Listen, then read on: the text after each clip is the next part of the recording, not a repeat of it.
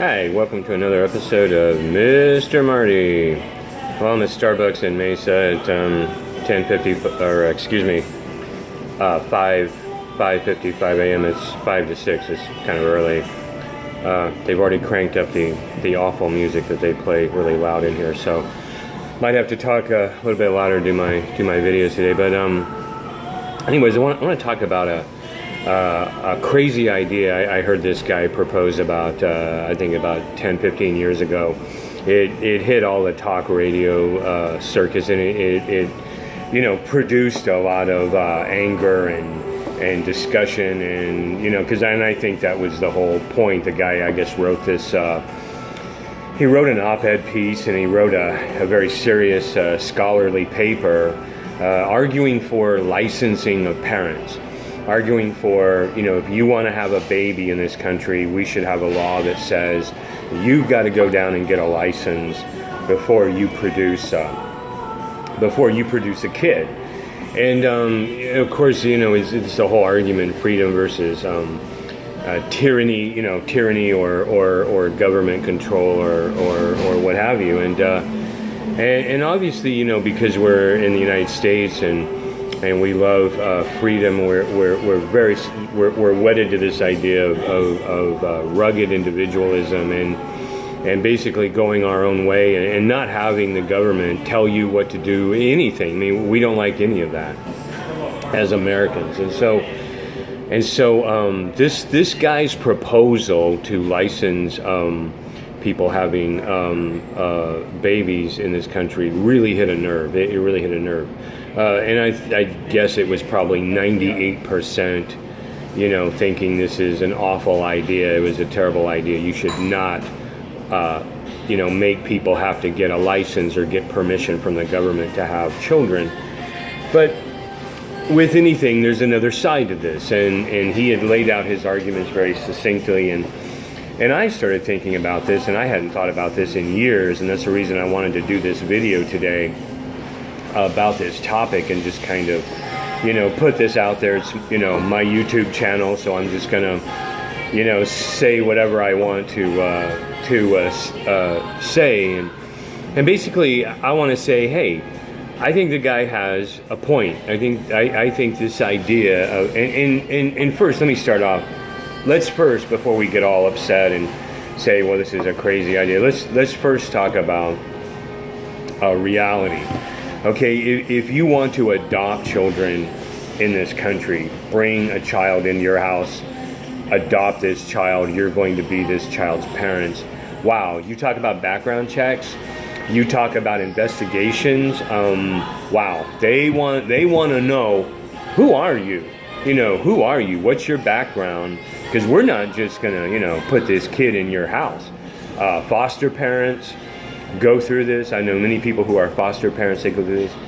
I'm about to take a job. I'm moving to Salt Lake in 2 weeks. I'm going to be in training for an infant teacher. I'm getting hired in as a substitute. I'm going to work all the different rooms of the kids, but I want to be in there with the babies. I want to be in there with the kids, and I have to go through all of these checks. I went through one already. I'm going to go through another one when I get there. I'm fingerprinted. My prints go on record. They check all this stuff about me, and rightly so. If someone were to argue against fingerprinting, people who work in daycare or extensive background checks in daycare, or fingerprinting, extensive background checks for foster parenting, adoption, if someone were to argue, you don't need no prints, you shouldn't have no background check, just, adopt them kids, be a foster parent, and, work in a daycare, they shouldn't be looking into your background, government shouldn't be printing you. Does anyone say that? I mean, do you know anybody who makes that argument? I don't know of anybody who makes that argument, because it's understood, hey, if you want to work with kids, if you want to work in a daycare, or if you want to bring children into your home as either a foster parent or as adoptive parent, you'd almost sound like a lunatic arguing the other side, arguing that there should be, no restriction, no investigation of the background, because these are children. These are little blessings. These are babies and infants and toddlers and young children, and we should investigate people who care for children, or people who adopt children. There's virtually no argument on the other side. And I'm only here to say that I think we need to kind of take a look at this licensing of parents more closely. And what kind of got me to thinking about this, there's this horrific case in Arizona. Maybe you heard about it, or maybe it's been picked up on some of the wire services or other national cable news networks. But there's a woman who was on a reality show. She had a baby at 55. She had a baby boy at 55, and then last month she had another baby at the age of 61. So the 61-year-old woman has a 6-year-old boy and a 13-day-old infant girl, and she left these kids in a hot car here in Arizona and went into a cell phone store to have her cell phone repaired.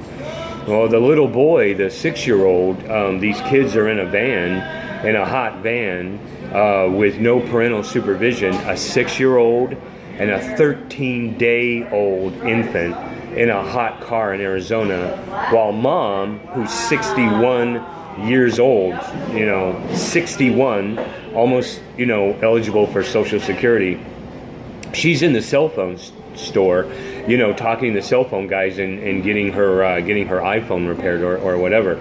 And the 6-year-old little boy, I guess the heat made him snap, or who knows what went on in that house. Mom, was on this reality show 6 years ago. I had a baby at 55 something or whatever, another one of these, awful shows that just engage in, a reiteration of this parade of human misery, and then people, derive their enjoyment from watching this or whatever. But so this mom who had been on TV and on the entertainment show, whatever. So these kids that are in the hot car, the 6-year-old decides to beat the 13-day-old infant to death.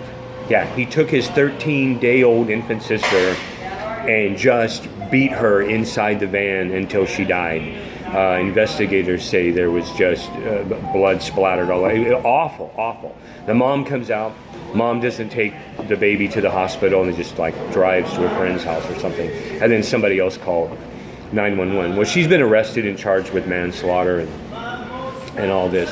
And obviously that's an egregious case. Obviously that is, an egregious case. But that case kind of started when I had heard about it, and it got me to thinking about this guy 10 or 15 years ago that had came out and publicly said, hey, I think we should license parents to have kids. You want to have a baby in this country, you need to submit fingerprints to the government. The government needs to check your background, and then once your background has been checked, and once your fingerprints have been documented, then you're good to go, and you can procreate and have a baby.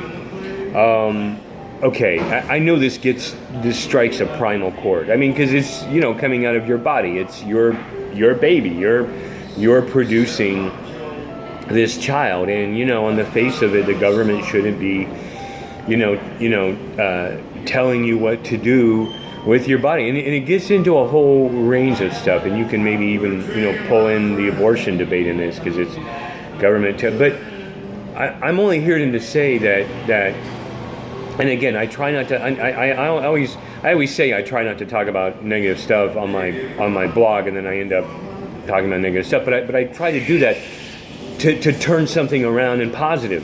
I want to protect kids. I want kids to be okay in this country.